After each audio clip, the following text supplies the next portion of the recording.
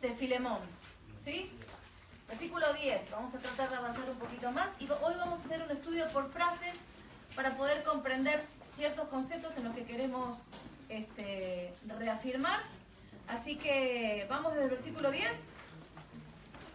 Dice, te ruego por mi hijo Onésimo, a quien engendré en mis prisiones, el cual en otro tiempo te fue inútil, pero ahora a ti y a mí nos es útil, el cual vuelvo a enviarte.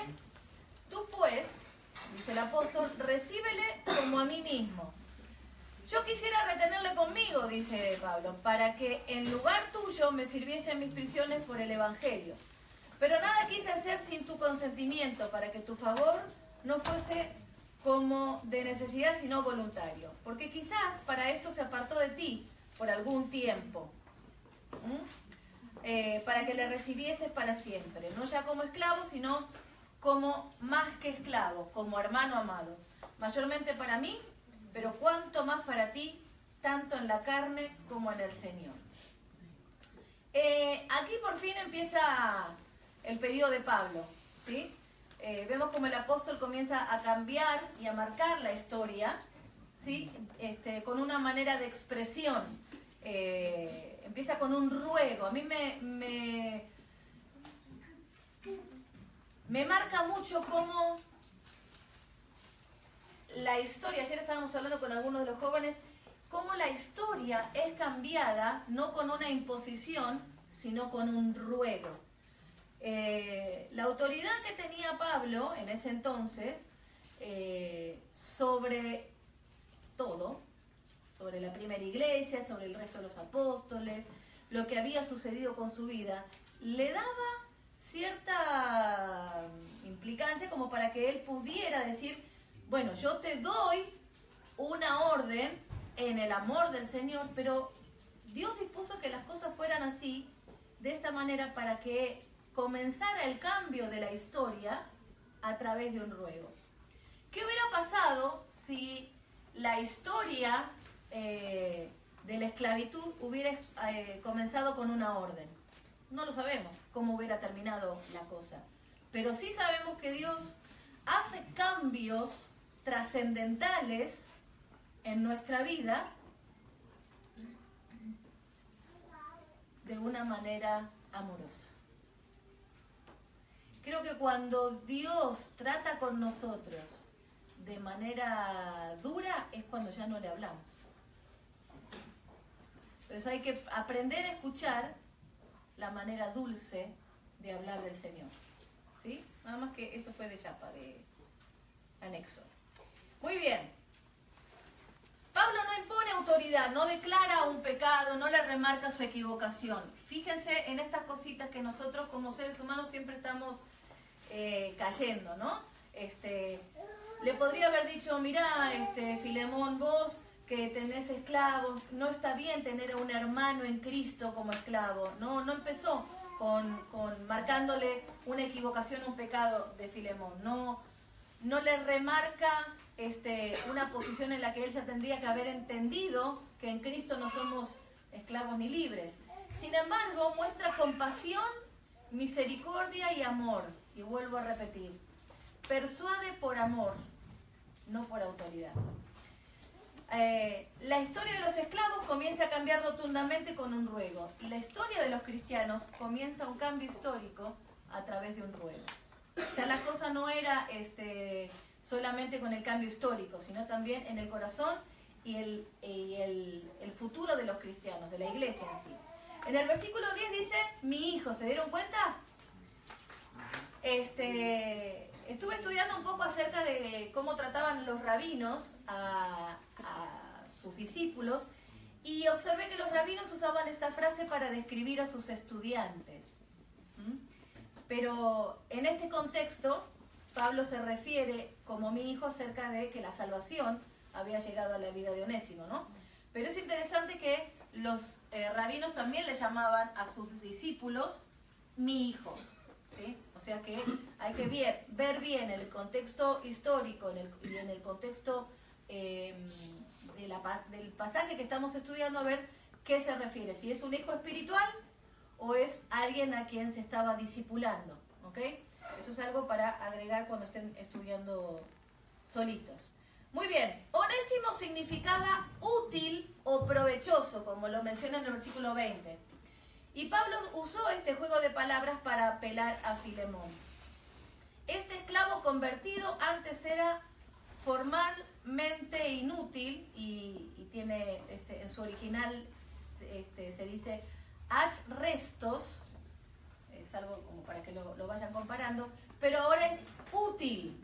Antes era inútil, ach restos, y ahora es útil, que en el original se llama euch retos. Y esta es la diferencia que hacía Pablo con un juego de palabras en hebreo, ¿no? Entonces él decía, antes era inútil, ahora es útil, pero el significado de onésimo era provechoso, útil, ¿ok? Pero antes, ¿por qué era inútil? ¿Eh?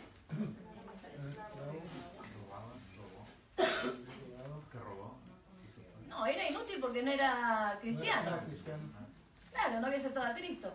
Hay cristianos que roban. Pero no es por el concepto del robo, sino por el concepto de que le quería hacer ver que él ahora era útil porque era hermano en Cristo. La importancia de ser esclavo, de que robó o de que se fugó o de que lo que sea, no era lo que Pablo quería remarcar a los ojos de Filemón, sino que ahora te es útil porque es tu hermano en Cristo. ¿Ok? Muy bien. La traducción de Bruce de esta parte de la escritura nos puede dar un poquito más de claridad. Dice, su nombre es onésimo, provechoso por nombre y provechoso por naturaleza. O sea, su nueva naturaleza era cristiana. Yo sé que en otros tiempos tú lo mirabas no muy provechoso, pero ahora yo te lo aseguro que él ha aprendido a ser fiel a ti y a su nombre provechoso y provechoso a mí. Era ese el concepto que Pablo le quería dar a Filemón, ¿no? Y entonces dice en el versículo 12, el cual vuelvo a enviarte. Y acá, dos cosas interesantes. Una que ya la estudiamos, acerca de que esta frase tenía una connotación legal. ¿Se acuerdan que yo les mencioné que aquel que se quedaba con algo que no era suyo, era acusado de robo? Entonces, un esclavo, una persona esclava, bueno, ellos no le llamaban personas, le llamaban esclavos. Eran cosas, propiedades. Entonces, cuando el esclavo se escapaba y alguien lo retenía, lo que sucedía es que el que retenía a esa propiedad podía llegar a ser castigado, como se castigaba a los que robaban. ¿Okay? A los criminales. Muy bien, gracias, Pablo. Entonces, o se le cortaba la mano o se lo mataba, o sea, eso disponía el dueño de la propiedad. Entonces, Pablo no podía legalmente quedarse, aunque quisiera, no podía quedarse con Onésimo. Por eso es que en esta frase se refiere también tiene una connotación legal. Se lo devolvió, dice, el cual vuelvo a enviarte. Ahora, ¿cuánto tiempo pasó entre que llegó Onésimo ahí y le dijo, ahora te lo vuelvo a enviar, y en una carta? ¿Quién sabe?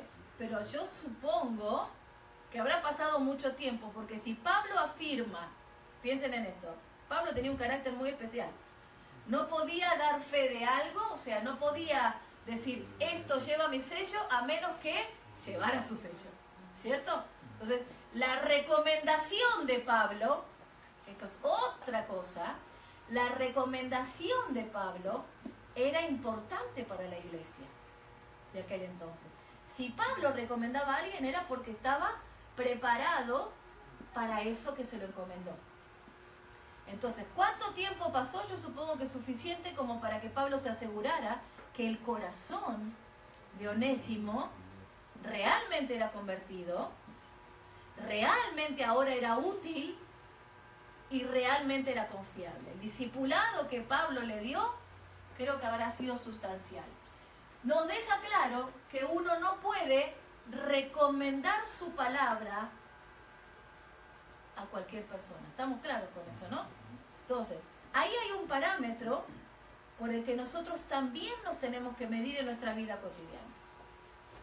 ¿Qué hizo el apóstol? Se tomó tiempo. Después vamos a ver el lado B de esto. Pero quiero reafirmar esto, porque alguien nos haya fallado, quiere decir que uno empieza a desconfiar. ¿Se entiende esto? Queda claro, la palabra de Dios es inamovible. No podemos variar la palabra a causa de nuestras perspectivas. ¿Sí? Pablo se tomó el tiempo para discipular, para preparar y para poder decir, sí, yo lo recomiendo. Es así. Y Dios sustenta. Si estamos realmente enseñando a través de la palabra, si estamos enseñándole a nuestros hijos, a nuestra esposa, al esposo, a cualquier persona que Dios ponga delante nuestro para discipular, tenemos que ser conscientes que estamos usando la palabra de Dios y no nuestra palabra. ¿Está bien eso, no? Eso queda muy claro. Nada más quería reafirmarlo para que veamos a través de Pablo cómo las cosas, cuando se hacen en el Señor se hace cargo de todo el resto. ¿Ok? Muy bien. Pablo le devuelve, vuelvo a enviarte, le devuelve su propiedad con una cierta cambio de perspectiva, ¿no? Le hace ver a Filemón. Entonces, era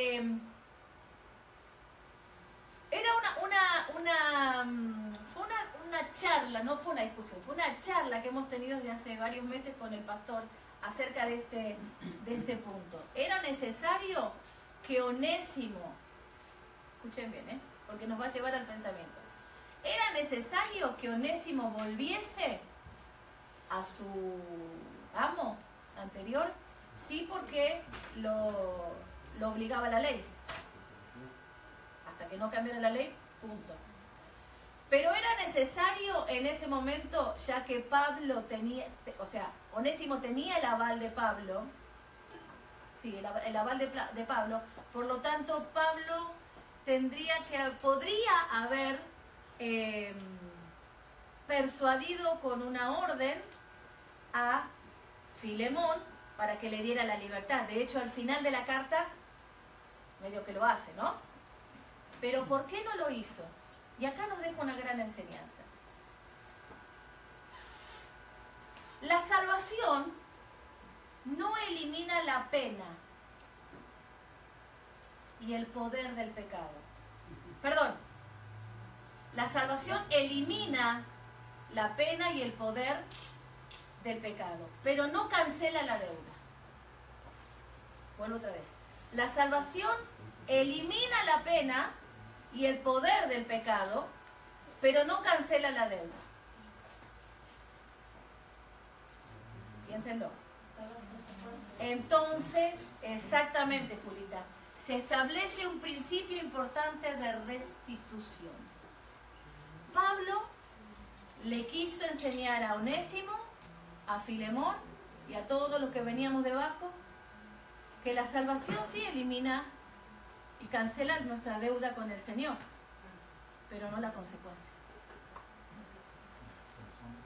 Con los hombres, claro. Entonces, este principio de restitución es para todos nosotros.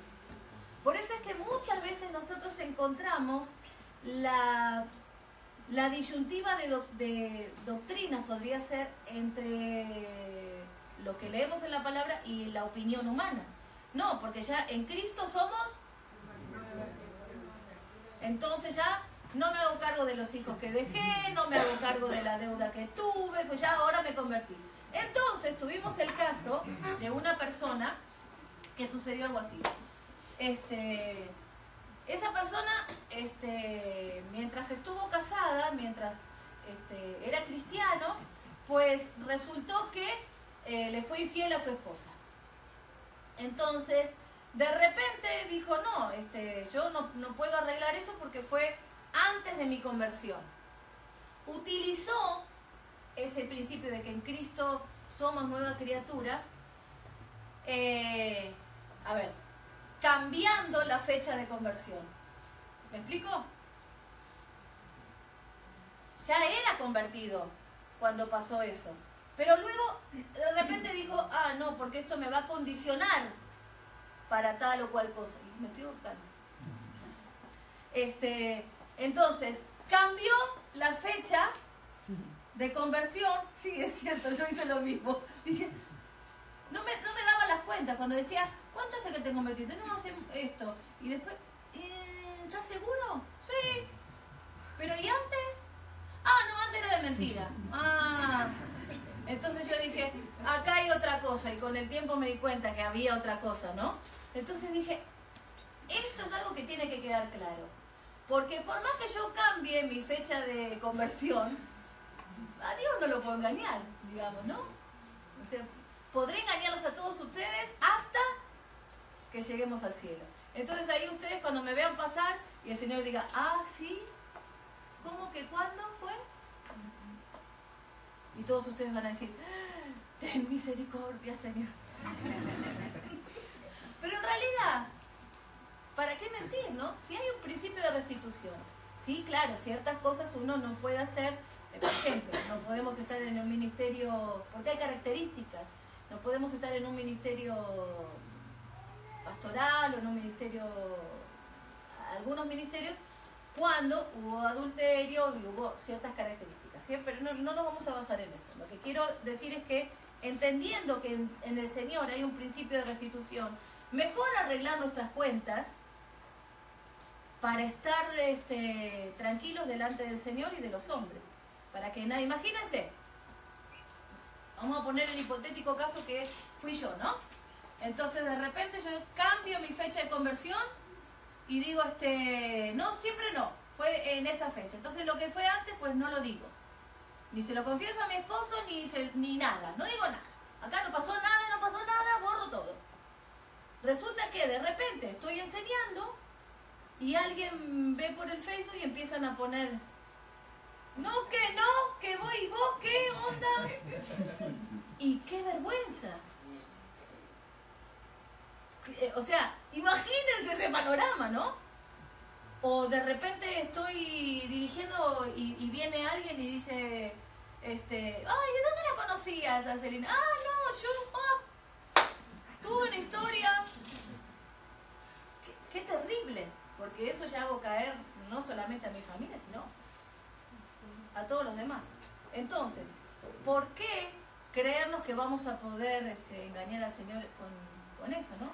Mejor es entender que Dios tiene un principio de restitución y que hay cosas en las que uno tiene que aprender a vivir con las consecuencias. Para mí fue de gran testimonio Julita cuando la escuché un día hablar sobre eso.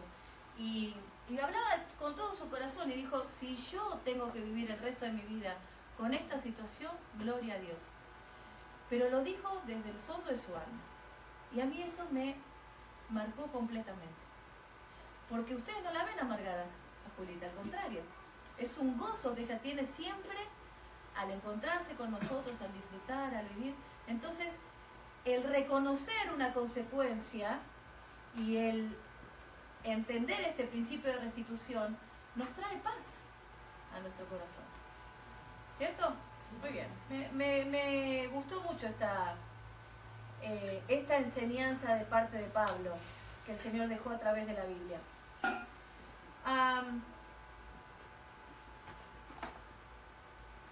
Así que Pablo cuidaba las almas, las corregía y discipulaba a las personas y también a quienes trataban con ellas, porque pudiera haber mandado a Onésimo sin haberle dado una corrección a Filemón. Total, ya había preparado a Onésimo para que no sea un flojito, ¿no? Entonces, pero él no imponía, persuadía. Y de eso se trata el cuidado de la iglesia. De enseñarles que es importante obedecer al Señor en primer lugar. Es importante también obedecer a los pastores porque es bíblico. Es importante seguir al pastor o amar al pastor. Pero si no les enseñamos que deben amar al Señor por sobre todas las cosas y obedecer su palabra, sea quien sea que esté delante, entonces no los estaríamos cuidando, sino manipulando. ¿Okay? Y los hijos de Dios podemos llegar a ser manipulados durante un tiempo, pero después todo se pone en claridad cuando nosotros buscamos a la palabra del Señor. Si el pastor enseña esto, si el pastor enseña, o los maestros enseñan las verdades bíblicas, como consecuencia va a venir la bien entendida honra. Así que vamos a hablar un poquito sobre eso. Les pido que busquen Juan capítulo 6. La Biblia es muy clara sobre honrar a los que están en autoridad sobre nosotros. Y durante el tiempo de Jesús, el ministerio de Jesús, muchos de sus discípulos lo dejaron. Sin embargo, Pedro reconoció la autoridad y la posición de Jesús. Dice en Juan capítulo 6, versículo 66. Desde entonces, muchos de sus discípulos volvieron atrás y ya no andaban con él. ¿No andaban con quién? Con Jesús. Dijo entonces Jesús a los 12, ¿queréis acaso iros también vosotros? Y le respondió Simón Pedro, Señor, ¿a quién iremos? Tú tienes palabras de vida. Entonces Pedro permaneció sujeto al ministerio de Jesús a pesar de lo que los otros dijeron sobre Jesús. Porque él percibía correctamente a Jesús como el ungido de Dios. Ni más, ni menos. Así fue. Jesús no les prometió ningún ascenso, ni bonos, ni un lugar de privilegio para que lo siguieran. Solo hizo la voluntad de Dios, predicando lo que Dios le había ordenado, obedeciendo al Señor. Nosotros tenemos que entender que no tenemos que tocar fanfarrias para ser anunciados. ¿Qué significa esto? No te promociones. No te anuncies, no andes mostrando en el Facebook todo lo que sabes hacer, no le digas a un hermano, ay, yo sé hacer esto, o a mí me gustaría, no le digas, no hace falta. La autoridad de parte de Dios la discernimos. Estamos siendo bien alimentados con la palabra de Dios, estamos buscando de manera personal la palabra de Dios, no se preocupen. No hay nada que nosotros podamos hacer ni a escondidas, ni de cara, que Dios no lo sepa. Y si entendemos esto, tranquilamente el Señor va a ir levantando, porque para eso nos dio dones. No para estar escondidos, sino para ser manifiestos en su cuerpo. ¿Ok? Dios va a añadir, pero la añadidura no es la visión, sino la salvación de las almas. Esto es tan importante que a veces me preocupa si lo dejamos como un segundo puesto o en un segundo puesto. Estamos tan bien en la congregación que anhelamos crecer como congregación. ¿Es cierto o no? Queremos que los dones se manifiesten en la congregación, queremos que nuestros hermanos crezcan, queremos que los niños crezcan en la palabra, queremos ser instruidos, instruir, crecer como congregación. Pero esa es la añadidura. Lo primero que es predicar el evangelio a toda criatura. Y nosotros a veces como que volteamos eso. Porque nuestro primer ministerio debería ser hablarle a otros de Jesús. Llevar almas a los pies de Cristo, no para añadidura de la iglesia. Eso lo hace el Señor, ¿cierto? Somos conscientes de eso. Nosotros no es que malentendemos la doctrina. El problema es que a veces volteamos esto. Queremos hacer crecer a la iglesia y por eso traemos a la gente a la iglesia. Esa no es la visión, esa es la consecuencia. La misión que el Señor nos dio es ir por todo el mundo y predicar el evangelio. Como les decíamos ayer a los jóvenes, limpiando el camino con la palabra del Señor para que nuestro testimonio sea fehaciente y otros puedan alabar al Señor a causa de nosotros. Pero no es el fin traer a la gente a la iglesia. Tal vez le prediques a 18 personas y Dios diga, a esta iglesia no van a ir a otras. Y no nos tiene que preocupar eso. Si somos poquitos o si somos muchos, eso no es lo importante. Lo importante es que cada uno de nosotros prediquemos el Evangelio a toda criatura. Eso es lo que necesitamos hacer. Y después Dios nos va a indicar qué seguir haciendo. Y Dios va a añadir a los que son salvos. Pero no dejemos esa misión. ¿Ok? Muy bien. Si la honra es para los hombres, nos va a impulsar una multiplicación. ¿Para qué? Para el engrandecimiento del ministerio. Entonces quiere decir que el foco está puesto en los hombres, en todos nosotros, porque queremos estar en una iglesia importante. ¿Y saben qué? A veces yo me río, porque la gente dice, no, me vengo con ustedes. He escuchado algunos que han dicho esto. Me vengo con ustedes porque son una iglesia chiquitita. Y yo digo, ¿y antes por qué fuiste a la iglesia grande? Pensaba, ¿no? No, porque las iglesias grandes son lindas, porque hay un montón de gente, y hay cosas más atractivas, hay muchas actividades. Y en realidad también hay un poco de vanidad en eso, ¿no? ¿Por qué me gustó ir a la iglesia grande? Porque tiene shows, porque tiene un montón de actividades, tiene un montón de cosas. Pero como no me puedo hacer ver en una iglesia grande, entonces me voy a una chiquita.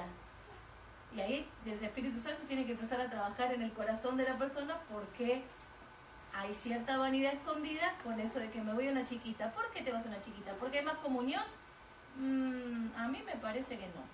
Puede ser, es una segunda intención, que uno se sienta cómodo en un lugar más pequeño porque puedes conocerte más, pero en realidad también es porque es un lugar en donde, como hay pocos ministerios, todavía no se han levantado muchas cosas, tengo más oportunidad de llegar a mis sueños. Y andamos mal.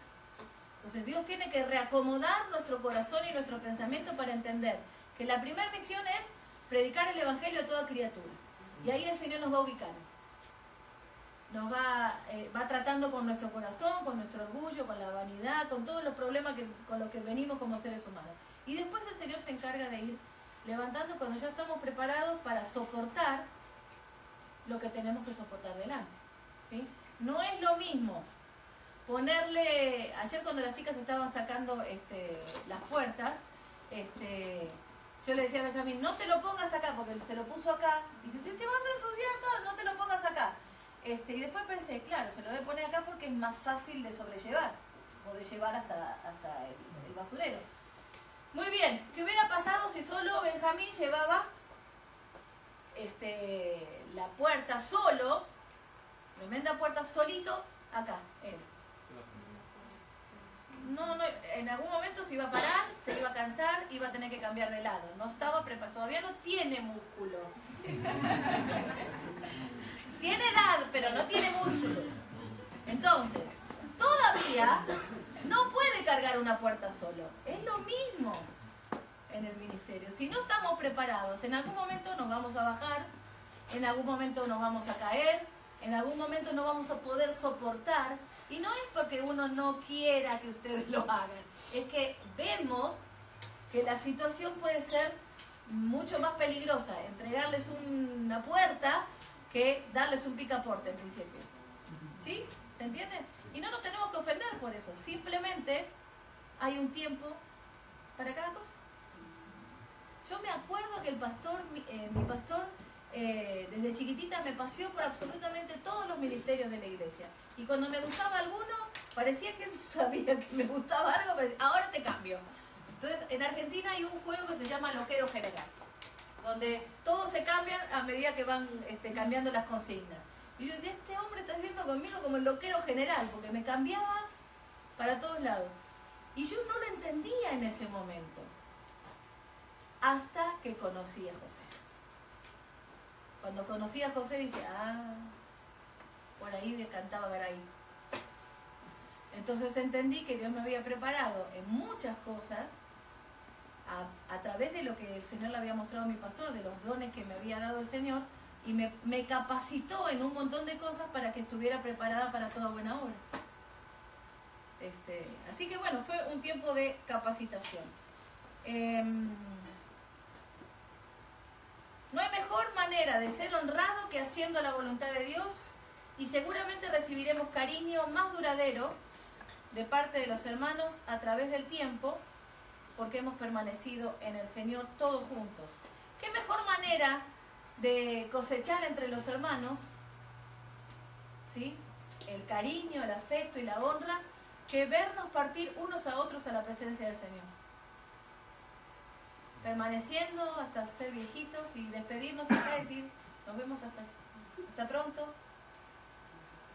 Esa es una manera de recibir honra entre hermanos. Permanecer juntos. No está bueno eso de abandonar el barco en el momento de que el problema está, ¿no? Bueno, la verdad, sinceramente, yo estoy súper sorprendida en este tipo, pero no quiero andar en ese tema. El otro día,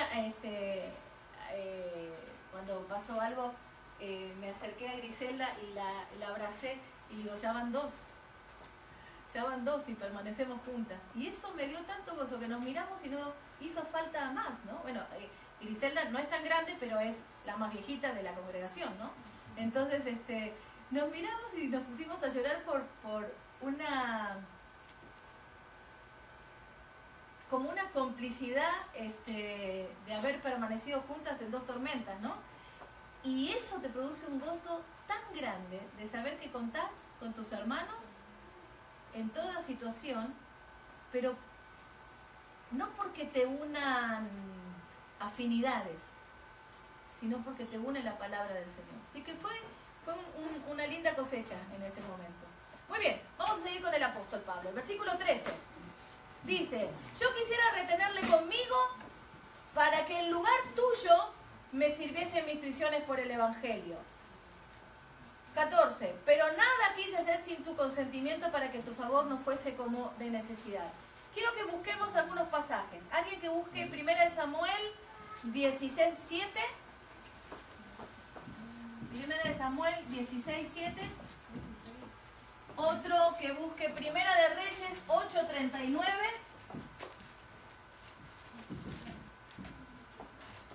Otro que busque Lucas 16:15.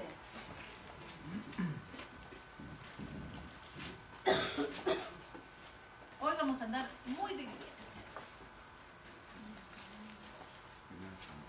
Y esto es algo que estaba hablando, no sé si con alguien estaba hablando ayer. Nos va a clarificar cómo cambian las motivaciones, ¿sí? Vamos primero a 1 Samuel 16:7. ¿Qué dice? Y Jehová respondió a Samuel, no mires a su parecer ni a lo grande de su estatura, porque yo lo desecho. Porque Jehová no mira lo que mira el hombre, pues el hombre mira lo que está delante de sus ojos, pero Jehová mira el corazón. Muy bien. 1 Reyes 8:39. Tú oirás en los cielos, en el lugar de tu morada, y perdonarás, y actuarás, y darás a cada uno conforme a sus caminos, cuyo corazón tú conoces, porque solo tú conoces el corazón de todos los hijos de los hombres. Muy bien. Lucas 16. Entonces él les dijo, a ustedes les encantan aparecer como personas rectas en público, pero Dios conoce el corazón. Lo que este mundo honra es detestable a los ojos de Dios. Muy bien. Entonces, Dios es el primero que ve la motivación de nuestro corazón, ¿sí?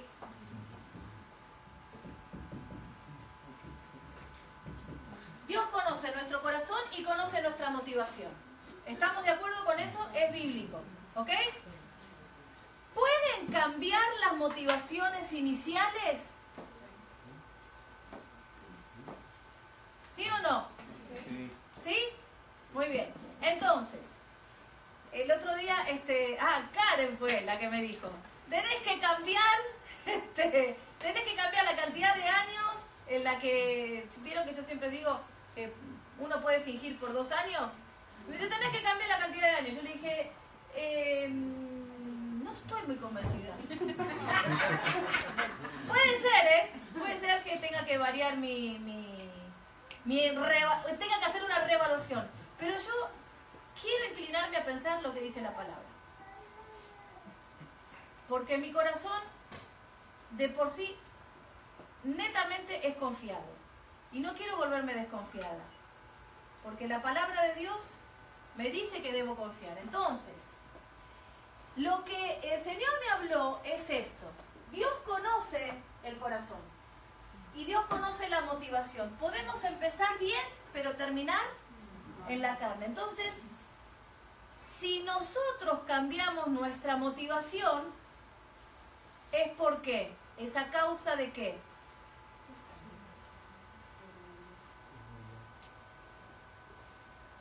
Alguien que busque el Salmo 139, 23, por favor. Y alguien que busque Mateo 6, 21. Mateo 6, 21 es muy, muy importante. Perdón, 6, 21.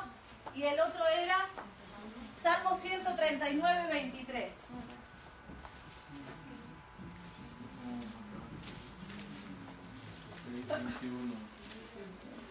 ¿Qué dice primero Mateo 6, 21? Porque donde esté vuestro tesoro, ahí estará también vuestro corazón. Muy bien, ¿y el Salmo 139? Examina, oh Dios, y conoce mi corazón, pruébalo y conoce mis pensamientos. Uno más, 24. Y ve si hay en mi camino de perversidad y guíame en el camino eterno. Muy bien. Nadie, ninguno de nosotros está libre de cambiar de perspectiva. Dice, puesto los ojos en Jesús. Muy bien, entonces, lo tengo más abajo. Pero si yo quito mi mira del Señor Jesús, van a cambiar mis motivaciones. Por lo tanto, se va a cumplir Mateo 6, 21.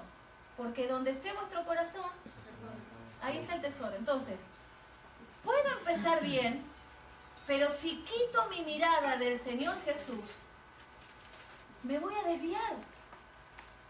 ¿Y quién está exento de eso? Ojo, no nos creamos libres de que alguno de nosotros no va a estar en tal o cual situación. Siempre que tu mirada esté en el Señor Jesús. Mi hermano, cuando yo era chiquita, íbamos caminando a la iglesia, caminábamos kilómetros y kilómetros para llegar a una iglesita que era un medio caño, un calor así ahí adentro, en invierno y verano, un calor, porque era un medio caño de chapa, y cuando todos nos poníamos a cantar se levantaba temperatura, entonces transpirábamos como locos ahí adentro. Entonces en el camino, mi hermano dirigía la alabanza con la guitarra, en el camino me iba cantando una canción que decía: mi mira está en un punto allá en el cielo, es un imán que me atrae, es mi Jesús el eterno. Y a mí me marcó eso. La inventó en el momento, y de ahí que íbamos cantando siempre esa canción. Él decía, Jesús tiene que ser como un imán para vos. Cuando vos, y yo me imaginaba, porque él me relataba como historia, de ahí aprendí, o sea, la culpa es de mi hermano, siempre la culpa es del hermano mayor, aprenda. Entonces, mi hermano decía, es como que si vos vas caminando de acá a la iglesia y tu meta, tu línea de llegada dice Jesús. Me relataba un pasaje bíblico, ¿no? Tu línea de llegada es Jesús. Si vos estás cansada, sedienta, con problemas o lo que sea, y quitas tu mirada de ese cartel que dice allá, te vas a querer sentar al lado del pasto, al lado del camino, lo que sea, porque estás cansada. Pero cuando nosotros miramos constantemente a Jesús, es un imán que te atrae. Pensá en que la salvación está en el Señor Jesús y tu eternidad está en Él. O sea que vos tenés que correr hasta la línea de llegada. ¿Y hasta cuándo? Le decía yo, hasta que vayas al cielo y cruces, porque teníamos un corito que cantábamos que cuando esté del otro lado del río, cuando yo cruce el río, decía, ¿no? Entonces me decía, hasta que estés del otro lado del río, me decía. Él me estaba hablando de la muerte, pero en ese momento yo era muy chiquita, tendría 7, 8 años, no me podía hablar tan así de la muerte porque yo era media panicosa, ¿no? Entonces, y yo decía, wow, algún día yo voy a mirar así a Jesús, porque a los 7, 8 años todavía no había aceptado a Cristo. Pero esas enseñanzas me fueron llevando a poder comprender a los 10 años que necesitaba llegar a Jesús para tener mi salvación. O sea, nuestra motivación, si nosotros dejamos de mirar a ese cartel de llegada que es Jesús, si nuestra mira no está puesta en el Señor, todos los cristianos tengamos el lugar que tengamos, somos propensos a desviarnos por lo que está al lado. O a ver si nos creemos más sabios que el diablo nosotros.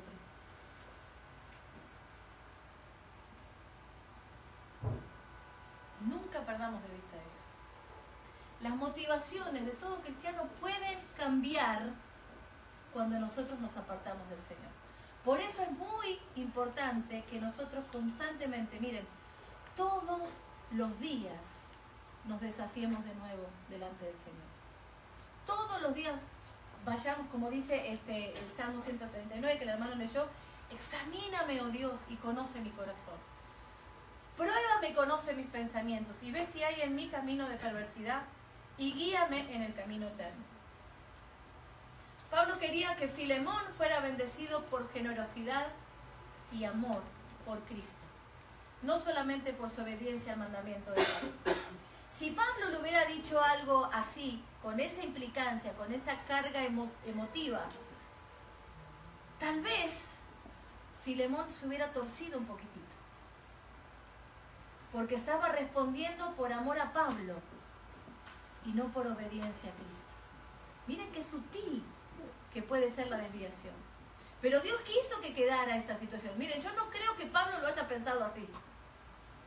No creo que Pablo haya calculado, a ver, miren, si yo le doy una orden a Filemón, tal vez entonces los estoy desviando, y los que vengan detrás leyendo la Biblia en el 2018 van a entender.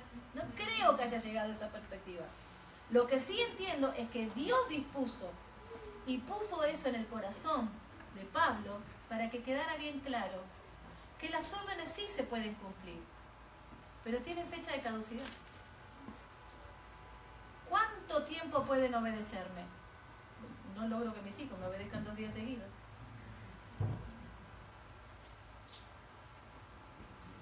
Un día están bien, una semana están bien, después de que uno le dio una exhortación, están bárbaros. Después, como que se les pasó el efecto, ¿no?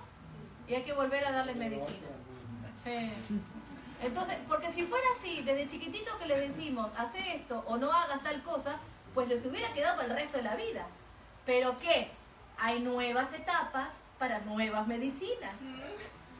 Las medicinas cambian, pero siguen siendo medicinas. Y lo digo yo, que tengo una madre que me sigue medicinando.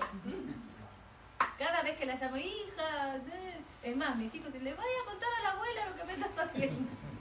Entonces, la orden uno la puede dar, pero ¿cuánto tiempo te puede durar la consecuencia de esa orden? La verdad que muy poco, porque los años pasan rápido. Ya llevamos cuántos años con ustedes, y si no les hubiéramos enseñado la palabra, muchos de ustedes no hubieran permanecido. Sin embargo, la obediencia tiene que ser a Cristo y no a las personas. Esto es desde este orden para todos los órdenes de la vida. En la enseñanza de la palabra, en la congregación, pero también en el resto de nuestras vidas. Igual que los jovencitos, si quieren obtener resultados en su vida, obedezcan al Señor para que tenga un efecto duradero. Es cierto, puede parecer momentáneamente que el mundo te rechace por tal o cual decisión que tomaste en Cristo. O puede parecer que te vas a quedar soltera el resto de tu vida porque todavía, mirá la edad que tenés y todavía no conseguiste novio, pero estás esperando en Cristo algo que Él tiene para vos.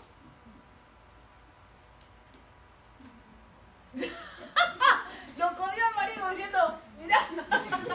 Entonces, porque son fiel testimonio de eso. Ok. Entonces, nadie mejor que Dios para conocer lo que nosotros necesitamos. ¿Cierto? Entonces, tomar decisiones en Cristo es lo mejor que podemos hacer. Aunque les parezca locura a algunos, aunque les parezca que la cosa no va a funcionar, ustedes sigan al Señor. Ustedes busquen en el Señor todas las respuestas para que estén convencidos de que todo lo que nosotros decimos traspasa la Biblia, no se queda trabada acá y no le da vuelta. ¿Ok? Muy bien. Ok. Versículo 15 dice, diciéndole Pablo a Filemón: porque quizás para esto se apartó de ti por algún tiempo, para que la recibieses para siempre. No ya como esclavo, sino como más que esclavo, como hermano amado. Mayormente para mí, pero cuánto más para ti, tanto en la carne como en el Señor. Él era dueño de Filemón, así que había que seguir trabajando ahora que Onésimo volvía a Filemón, ¿no? Es incierto cómo Onésimo conoció a Pablo en la prisión. Estuve investigando algunas posturas, algunas teorías que diferentes escritores hablaban, y una cree que Onésimo fue encarcelado con Pablo. ¿Se acuerdan que Pablo tenía arresto domiciliario? Para los jóvenes que no sabían. Resulta que Pablo lo llevan a arresto domiciliario en vez de llevarlo a la cárcel. Por eso es que recibía visitas. Entonces, como recibía visitas, de repente le cae Onésimo, ¿sí? Y él recibía mucha gente que venía a bendecirlo con algo, o eran hermanos en Cristo que venían a alentarlo en la fe, y otros, como Onésimo, que quién sabe cómo cayó. Pero hay tres posturas, tal vez haya más, pero yo encontré tres. Onésimo fue encarcelado con Pablo, habrán dicho los soldados, bueno, este tiene mucho lugar, pongámosle otro. O tal vez lo encarcelaron ahí porque habrá dicho, este viejito pobre necesita ayuda, vamos a ponerle este. ¿Sí? Acuérdense que Onésimo era ladrón, el muchachito antes. O sea que, quién sabe, capaz que lo arrestaron y lo metieron con Pablo porque lo encontraron robando algo más, ¿no? Pero en ciencia cierta no sabemos. Onésimo fue enviado a hacer un mandato a Pablo en la prisión, tal vez. O que él vino a Pablo porque sabía que Filemón era amigo de él. Yo me inclino a pensar que más fue esta. Sabía que su dueño, Filemón, era amigo de Pablo. Entonces, hay una sensación de persecución en aquel que escapa. Veo muchos documentales, entonces, esta cosa que parece que se la pasan 10, 20 años huyendo. Hubo un hombre que se escapó de Alcatraz y estuvo huyendo más de 30 años. Y ya cuando era viejito, que ya no podía más, lo agarraron y lo volvieron a meter preso. Y el tipo decía, yo hace 30 años que estoy esperando que alguien me agarre.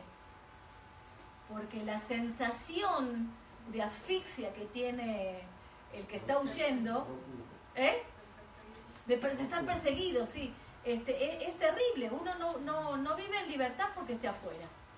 Entonces yo me imagino que Filemón habrá sentido algo así, ¿no? Habrá dicho, que Onésimo habrá dicho algo así.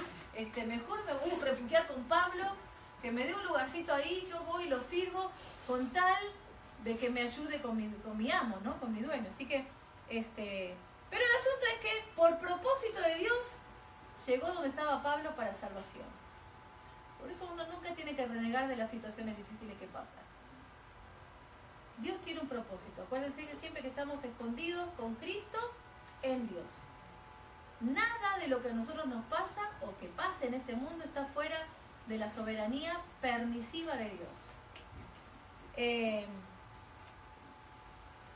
Así que esta frase se puede entender de tres maneras diferentes. En el sentido del plan de Dios, que Dios usa el comportamiento inapropiado de Onésimo como una oportunidad para su salvación y para formar el carácter de servicio de Filemón a Cristo. O sea, que Onésimo haya robado estaba también dentro del propósito de Dios. ¿Por qué? Porque eso lo llevó a la salvación. De ahí se escapó, fue hasta donde estaba Pablo, se interna con Pablo en la cárcel domiciliaria y conoce a Cristo como Salvador. Pero también que Onésimo haya robado le permitió a Filemón, su dueño, ser tratado por el Señor para transformar la historia. Y ustedes dicen, ¿de dónde salió todo eso? Del robo.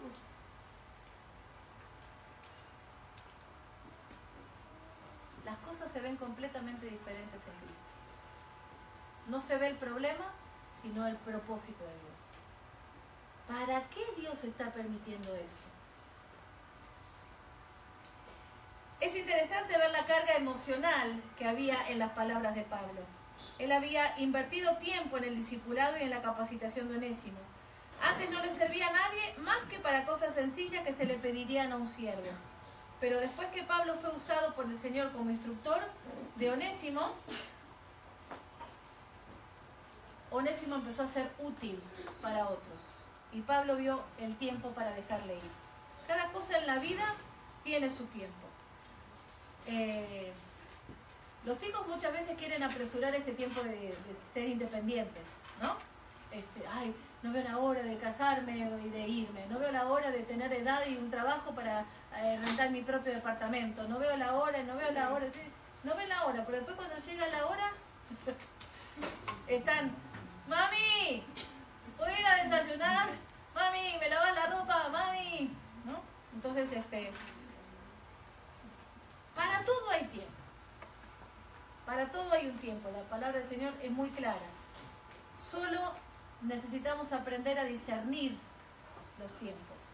Y mientras tanto, adquirir paciencia. ¿Ok?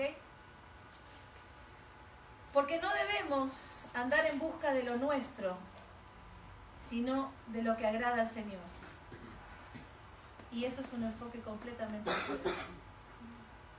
Cuando nosotros andamos en busca de lo nuestro, los tiempos se hacen más lentos. Parece que nunca va a llegar el día que pase lo que anhela nuestro corazón. Nunca va a llegar el prom. Nunca va a llegar que termine la escuela. Ay, me falta un montón para la universidad. Nunca va a llegar el príncipe azul. Nunca va a llegar la princesa Fiona. Nunca va a llegar. Sí, a algunos les tocará una princesa y a otros les tocará una Fiona. Entonces, pareciera que nunca va a llegar. Y esa sensación es porque estamos anhelando cosas para nosotros mismos, ¿no? Entonces, se aletargan los tiempos. Pero cuando nosotros ponemos nuestra mira en el Señor y en las cosas que agrada al Señor, cambia completamente la manera de vivir. Cuando te ocupas más en predicar, siento jovencito, cuando te ocupas más en predicar la palabra del Señor que en buscar una pareja, los tiempos se pasan más rápido. Ni les voy a contar mi testimonio porque no les interesa. Pero a mí me pasó así. Es más, cuando mi novio en ese momento me propuso casamiento, yo dije, tan pronto, yo soy muy joven. Cuando nos ocupamos más de buscar satisfacer nuestras necesidades, estamos más buscando la añadidura que a Dios mismo. Entonces, la vida se vive de una manera muy diferente. Parece que le ponen pausa. ¿Y saben por qué? Porque el Señor está tratando con nuestro corazón. Hey, te puse pausa porque si no aprendes primero a tenerme a mí en tu corazón, a tenerme a mí en primer lugar en tu vida, el día que yo te dé alguna añadidura vas a poner en ese trono a ese algo. Y Dios no comparte su gloria con nadie. ¿Cierto? Si lo hemos aprendido. Entonces, el día que nosotros aprendamos a poner en el trono al Señor sobre todas las cosas, Él empieza a añadir. ¿Cómo está pasando con muchos de ustedes? Dios empieza a añadir.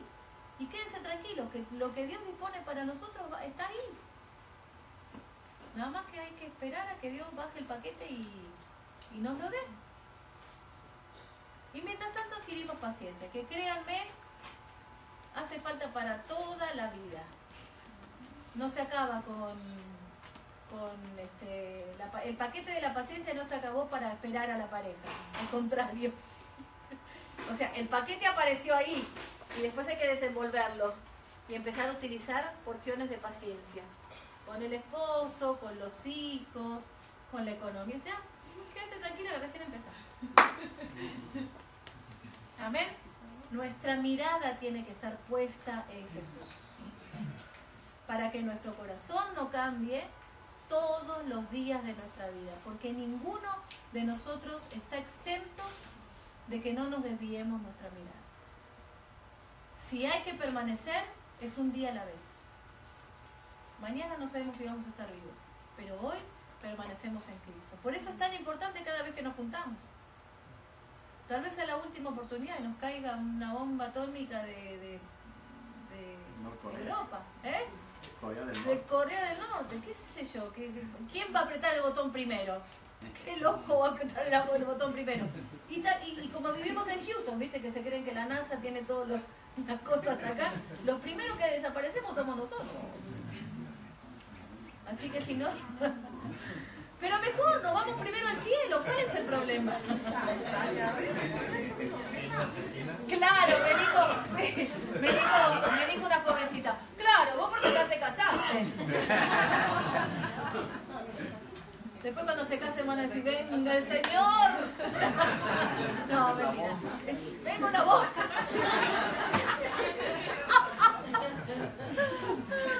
Es lindo el matrimonio, no se preocupen. Ya van a llegar.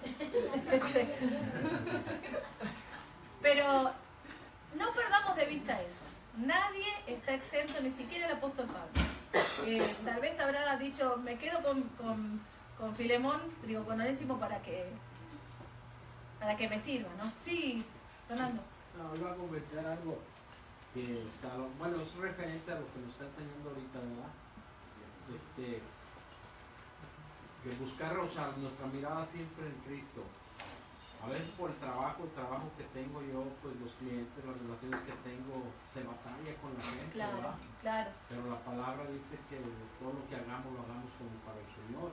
Amén. Y a veces es difícil tratar con gente inconversa y pues uno a veces se muerde los labios y debe de dar uno, manifestar testimonio. Entonces el martes una llamada, vi que no era teléfono conocido de algún cliente, contesté, sí, Río Grande, sí, a la orden. Dice, oye, habla pues una persona que tiene productos de ustedes. Le dije, bueno, sí, ¿y de dónde me llamas? ¿De qué negocio me estás llamando? Y dice, no, es independiente, yo trabajaba en una carnicería y pues ya quiero empezar yo por mi cuenta y necesito productos de ustedes. Y dice, ¿pero a qué carnicería es? ¿Quién te atendía? Dice, es una carnicería donde vive un señor ya grande. Le dije, ¿están hablando de mí? ¿De cómo un señor ya grande? ¿Cómo es él? O que dice, no, el señor que es bien buena onda. Dije, ¿cómo es él? De lentes, güero. Dice, sí, él es viejillo, bien cascarrabias. Dice, Dios bien mala onda con nosotros. Dice, no creo. Lo digo, bueno, no sabes quién soy yo. Dice, ya ve. Lo bueno es que no hable mal de usted. Pero a lo que voy es esto, hermano. De que muchas veces nos cuesta trabajo dar testimonio. Pero la gente se da cuenta, reconoce cuando, aunque ellos se portan a veces más groseros, se dan cuenta de la respuesta que viene por Dios, ¿verdad? Y siempre estamos dando testimonio. Yo cuando escuché pues de este muchacho eso, que dijo, no, un señor bien buena onda, dije, vale la pena hacer las cosas como para Dios. O sea, cualquier cosa que hagamos, ¿verdad? Es que uno nunca sabe por qué parte de nuestra vida vamos a hacer de testimonio para tal o cual persona y va a llegar a conocer a Cristo como su Salvador. Por eso es que en todo momento tenemos que ser conscientes de eso. No sea cosa que algún día alguien aparezca y haya visto nuestro testimonio y hayamos sido de piedra de tropiezo, ¿no? Eso es, o sea, nuestra vida tiene que ser constantemente una misma. No podemos ser una cosa acá en la iglesia y otra cosa afuera. Tiene que ser unánime, consistente en un mismo espíritu. Por eso es que no hay que falsear. si hay cosas en las que yo tengo que seguir permitiéndole al Señor que trate con mi vida, pues, ¿cuál es el problema? Nosotros muchas veces estamos más preocupados por quedar bien que por ser transformados por el Señor. Y no sabemos qué parte de nuestra vida puede ser utilizada por Dios para testimonio de otro para salvación. Pablo, de hecho, no estaba en la mejor posición. Estaba encarcelado. Y ahí conoció Onésimo la salvación. Estar encarcelado con otra persona, por más que haya sido arresto domiciliario, no era una condición favorable para demostrar un buen carácter. La verdad que no. Lo ideal hubiera sido, vamos a predicar el evangelio, póngame las pancartas, vamos a predicar y Pablo que se pone a predicar. Pero le tocó esa y Onésimo fue marcado por eso. De hecho, Filemón también y todos nosotros. Entonces, hay que ser de testimonio fiel en todo tiempo, a tiempo y fuera de tiempo, ¿no? Ok, vamos a orar para pedirle al Señor que nos ayude a poner en práctica su palabra. Fernando, ¿querés dirigirnos en oración, por favor?